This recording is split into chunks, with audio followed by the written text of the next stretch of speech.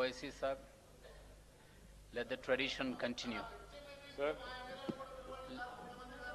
I said, Mr. Rajender really maintained the time. I wanted the tradition to continue. आप भी जल्दी पूरा करिए। साहब हमारा वक्त आए वक्त ही बोल रहे साहब आप। नहीं पहले से बोलते आ रहा हूं तो। साहब वो अभी देवेंद्र गौड़ साहब करे 2 घंटे, कांग्रेस की तरफ से 2 घंटे, 2 दोस्त थे साहब, वक्तिया एकदम याद आया मुझे। 2 दोस्त थे साहब, 2 लोग थे, मिले बैठे।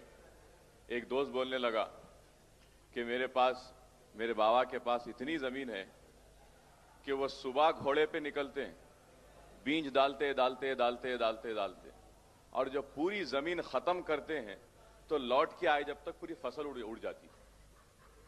तो दूसरा दोस्त बोलने लगा, मेरे बाबा भी इतने वो है कि बैठे हुए रहे तो ऐसा आसमान पे चढ़ के एक बंबू से एक तारा इधर से हटाते इधर रखते, इधर से हटाते इधर रखते।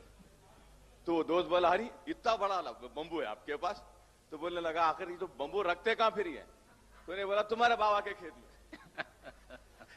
तो वैसी हो गया साहब, इतनी देर इनू बोले साहब। जी। अब हमारा टाइम आया तो साहब जी थोड़ा नहीं, आप तो हकीकत से चलिए फिर। बिल्कुल हकीकत से चलता हूं साहब।